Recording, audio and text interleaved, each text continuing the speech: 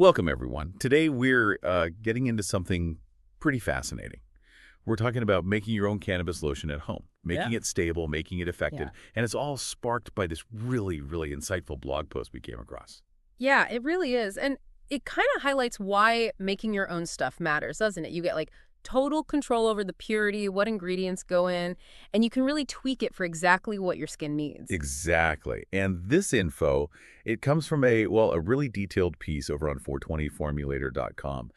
For those who don't know, that site's run by Mike Harmon. He really knows his stuff when it comes to DIY natural skincare, especially with, cannabis. So our plan today is basically to pull out the key bits from this blog post. What makes a good homemade cannabis lotion tick? Why does it actually work? Okay, so let's jump right in. I mean, you can buy cannabis topicals pretty easily these days, so why go to the trouble of making your own lotion? What's the real draw? That's the big question, right? And the blog really emphasizes ingredient quality and control. When you make it yourself, you know exactly what's going on your skin. No hidden nasties, no weird chemicals you didn't ask for. Plus, you can tailor it, adjust the cannabis concentration, maybe add other things you like. You just can't get that buying off the shelf. Right, that makes sense. So once you have that control, what about the benefits? What does cannabis actually do when you put it on your skin? Well, cannabis topicals, whether they're CBD focused or have THC, they're really known for helping with pain and inflammation. Analgesic and anti-inflammatory. They work with your body's own endocannabinoid system. It's like this complex network that helps keep things balanced, including how your skin feels pain or gets inflamed. Oh, So the cannabinoids talk to receptors in your skin, like CB1 and CB2 receptors, loads of them in nerve endings, immune cells, even skin cells. And because it's topical, it's localized relief, soreness, inflammation, without the psychoactive effects you'd get otherwise. okay, and this is where it gets really interesting for just like general skin health, Yeah. right? It's not just pain. Exactly. Cannabinoids are surprisingly good for a whole range of skin issues. CBD, for example, can help regulate sebum, that's the oil your skin produces. So great for acne-prone skin, but without totally drying it out, which can make things worse. And that anti-inflammatory power, it really helps calm down irritation like psoriasis or eczema, redness, itching. It soothes it. So you're not just covering its symptoms, you're kind of supporting the skin's own healing. And you can use it often, multiple times a day even. That definitely makes a strong case for DIY. Okay, let's get into the ingredients then. What are the key things in this lotion recipe from the blog? Let's start with the infused oil. What does Mike Harmon use? Right, so for the cannabis infusion, the blog goes with the poppy seed oil. And it specifically mentions choosing it over things like coconut oil, which can feel a bit greasy. And it also points out that instructions for actually doing the cannabis infusion properly are elsewhere on the 420 formulator site. So you can find the step-by-step there. Okay, poppy seed oil. Yeah. What's so special about it? I mean, apart from handling the heat for infusion. Well, it's got this fantastic fatty acid profile. It's really high in linoleic acid, which is an omega-6. Omega-6, right. And what does that mean for your skin? It means it's incredibly regenerative, especially for skin that's seen a bit too much sun.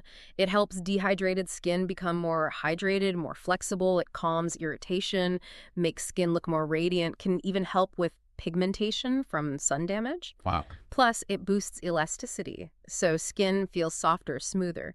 And it's good for pretty much all skin types. Even sensitive skin or baby products helps protect against things like nappy rash. And that omega-6 connection you mentioned. Yeah, that high linoleic acid content is key. It helps the oil penetrate deeply, get into the skin cell membranes, and it brings antioxidant benefits too, fighting off free radical damage. That's important for, slowing down visible aging. It also gives tired skin a bit of a lift. And actually helps other oils penetrate better if you mix them. Plus, it really cuts down on water loss from the skin, TEWL they call it. So you get great hydration, but without feeling greasy. It can even help soothe acne because of that omega-6. And it just feels nice, makes other oils feel lighter. Any benefits for hair mentioned? Oh yeah, absolutely. Poppy seed oil can strengthen hair, help with split ends without making it feel sticky or limp, makes hair softer, easier to comb.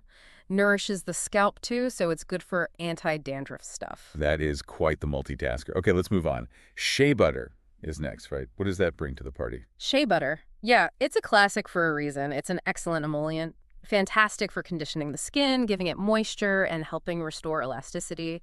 It also has a little bit of natural SPF. Not loads, but a nice little daily defense bonus. And it contains phytosterols. These apparently help stimulate regeneration in the deeper skin layers, helping bring fresher cells to the surface. Good for dry, processed hair, too. Okay, next up is something called Olive M1000. Sounds a bit scientific. It does, but it's actually pretty cool. It's a natural emulsifier made from olives.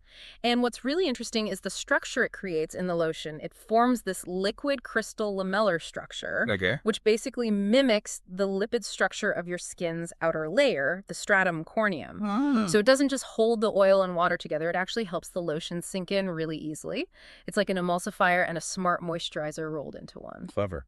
And quickly, glycerin and xanthan gum, what are they doing in there? Glycerin is a humectant, draws moisture to the skin, but the blog stresses using just a little so it doesn't feel sticky. Right. And xanthan gum is basically the thickener.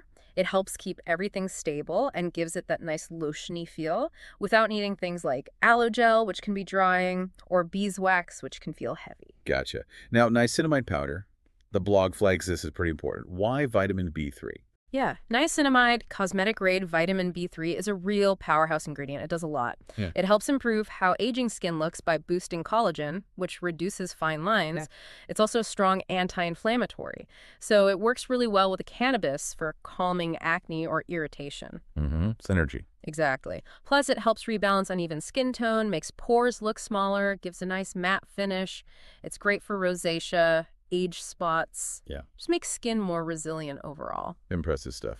Mm. Okay. And finally, the preservative. You mentioned water earlier. Yep, absolutely crucial. If there's water, you need a preservative. No way around it if you want it to last and be safe. The blog recommends Saliguard PCG. It says it gives broad-spectrum protection, bacteria, yeast, mold. Apparently, it's easy to work with at home, and even has some skin conditioning benefits itself from something called caprolol glycol. So, yeah, non-negotiable. And essential oils get a brief mention, too.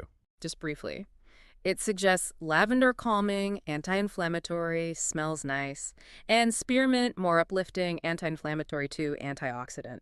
But it makes a point that there's way more info on essential oils and terpenes over on the website if you want to explore those properly. Which is probably a good idea. They're potent. Okay, so we've got this great lineup of ingredients.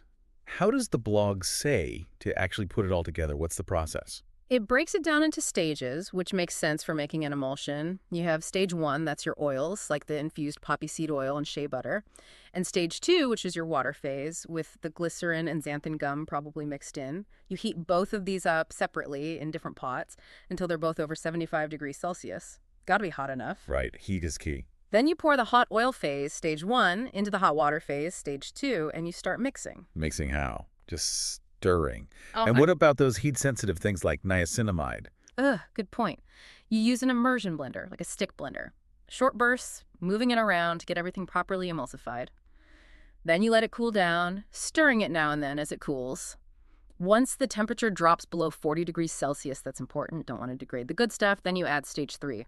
That's where your niacinamide goes in, the preservative, and any essential oils you're using. Stir those in really well until it's all uniform, and that should give you a stable lotion. Makes sense.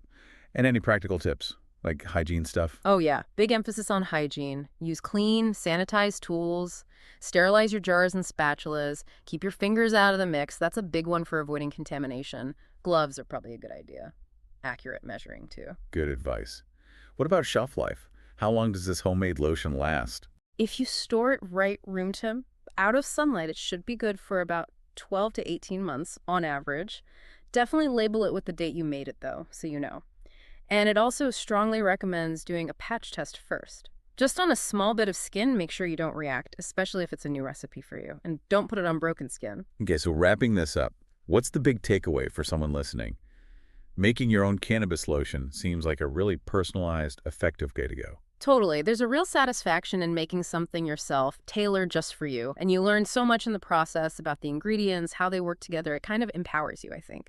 Changes how you look at skincare. Definitely. And if this has piqued your interest and you want to explore more natural recipes, maybe with that cannabis element, we'd really suggest checking out 420formulator.com. Seriously, it's full of recipes, creams, lotions, lows on essential oils, plus how-to guides for other things like emulsified butters, serums. It's a fantastic resource if you fancy getting creative and understanding your skincare better. Yeah. Really worth a look. Well, this has been really interesting. Thanks for walking through it with me. My pleasure. Until next time, keep exploring, keep learning.